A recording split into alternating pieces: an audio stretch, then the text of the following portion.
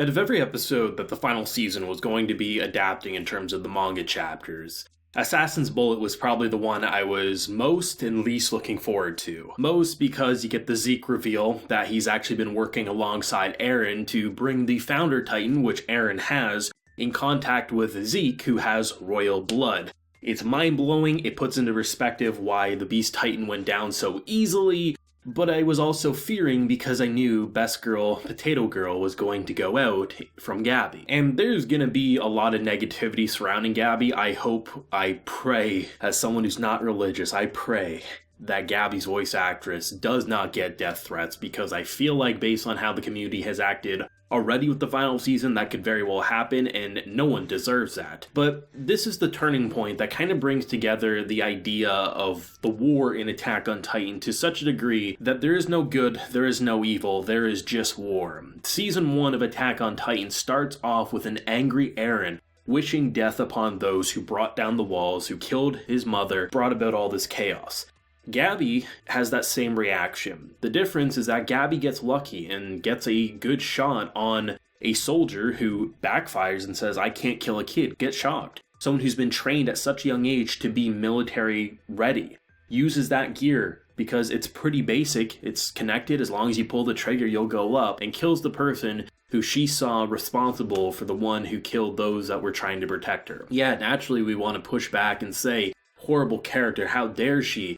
But when you look at what we've seen throughout the final season so far, war isn't black or white. People kill because they want to survive, and in the cases of characters like John, he just wants the killing to stop. But then there's other people saying this was the first taste of victory. We have destroyed so many. We only lost 6 characters. We lost 6 people and we destroyed all of them.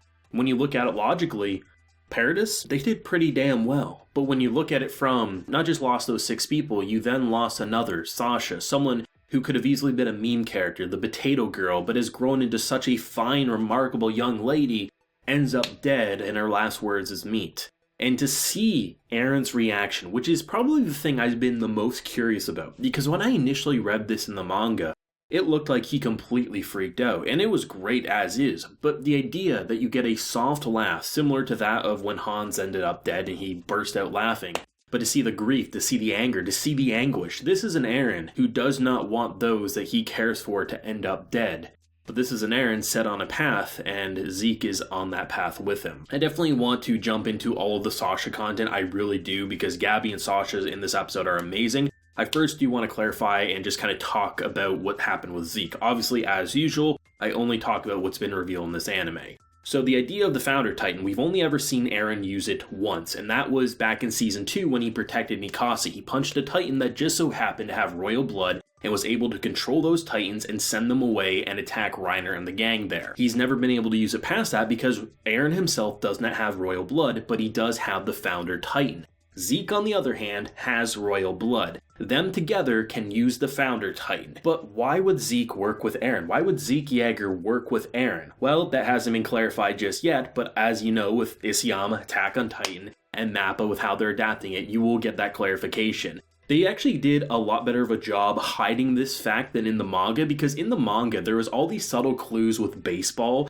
that really just manga readers were kind of like latching onto, like Hawk saying, like, it's gotta be Zeke. Zeke's working with Eren, the letters are going to Zeke. And then you get this episode where even before it is revealed, you get the steam in the ship to then you transition to steam outside. The directing is on point, and the Soft's OST was the perfect way to debut such a brutal reveal, but then also brutal death, this horrifying death. And I love that about this show, is that you get to see that Paradise Island, some are quite happy with Eren, but Eren used himself as bait in order to force an attack that they weren't ready for. Eren knows that when he's taken hostage, they will come to his rescue. Eren clearly went against the chain of command, and in doing so is now imprisoned. They are saying, we're going to have a long talk with you, you've lost our trust, you no longer will have any freedom. That's basically what's get thrown in his face, and he's accepting it with a satisfying frown is the best way to put it.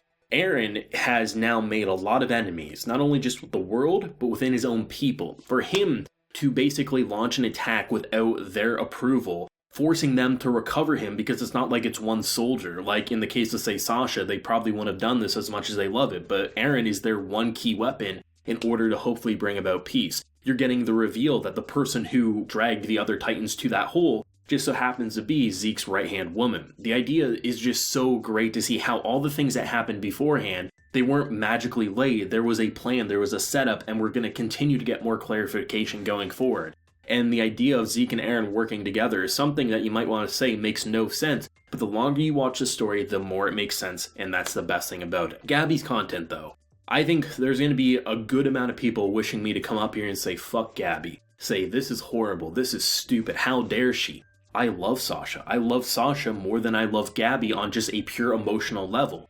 But Gabi's acts as Eren from the other side, and rather than an Eren who didn't get to get revenge for a long period of time, Gabi did because she was trained at an early enough age and she got lucky enough. But the pain in her voice actress, giving it her all, it felt like a kid who was crushed and was so venomous with her eyes and her trigger finger that she would do anything to take out the enemies, and she sees them as devils. Falco, on the other hand, is a character who's acting as the more like he understands that we attacked first. Then again, you can play the he said, she said, because if you go all the way back to Ymir's past when she first declared war on the world, I mean, you can say, oh, the Eldians are responsible. It doesn't matter. War is not black or white in Attack on Titan, and there is no good or bad side. There's good people and there's bad people on each side, and ultimately, if we just keep on this bloodshed, when does it end? Does it end when one side wins, or does it end when eventually peace can be made, right? Clearly, Paradis didn't want this to go down in this way, but now war has been declared, and the idea of having Falco kind of act as like the piece on Gabi's side, where you then have pretty much the rest of the Survey Corps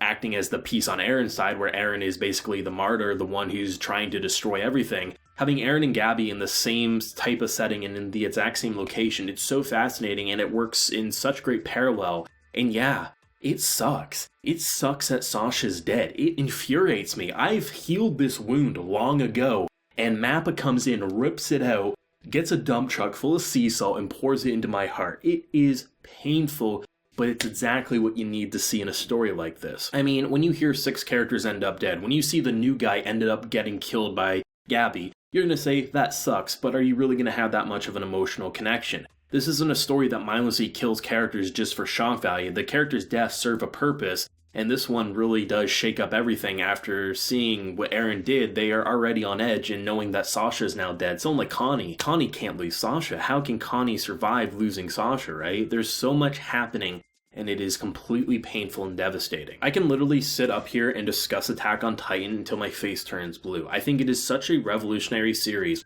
that understands that when you're making a war story, by keeping the focus only on one side, you really lose the ability to have empathy on that other side. You say, oh, they're enslaving Eldians with armbands. But then when you get so much time to focus on Gabi, how she wants to be able to use that armband as a way to not make people fearful, because when you really break it down, Marley was the only side that actually gave Eldians a chance to survive, where the rest of the world just wanted them exterminated. There's so many ways that you can say this is horrible and this is right, this is horrible and this is right. And rather than an author going the route of saying this is the correct perspective, the author went the direction of saying war sucks. War sucks, and whatever side you're fighting on is the side you're going to believe is right. There's a famous quote that you'll always hear if you have any history class, that victors write history. The winners will write history. That's how it is. Whoever wins a war, even if they were completely in the wrong, will write those history books to make sure that they appear to be in the right. And that's exactly what we're seeing in modern day for Attack on Titan. This was painful. This is without a doubt the most painful moment to me in Attack on Titan. I won't say if there's more painful moments past this because we're talking about the anime, but up until now, 67 episodes, to me this is the most painful moment. Because as much as the emotional side wants me to say, I hate Gabi, how dare she, I can't deny Isayama did a brilliant move by introducing basically the same version of Eren in a different coat of paint, while distinguishing a personality that feels like Gabi but placed in the exact same situation that Eren was, but unlike Eren, immediately got revenge, and now where does that character go from here? It's painful, it's brilliant, it's just shocking to see Zeke. I mean, I honestly loved the anime revealed Zeke. I thought it was brilliant. I was kind of curious because there wasn't as many hints as there was in the manga, but I think this studio did a remarkable job of putting the focus where it needed to be, and when the reveal came, it was just as shocking, even as someone who knew what was coming, as it was for Falco or Gabi. I'd love to know everyone's thoughts. There's definitely going to be some heated opinions, I'm sure, with this week's episode, but let me know yours down below. If you enjoyed the video, leave a like, share your support, and hit that subscribe button if you happen to be new around here. So until next time, everyone, please take care and have a good one.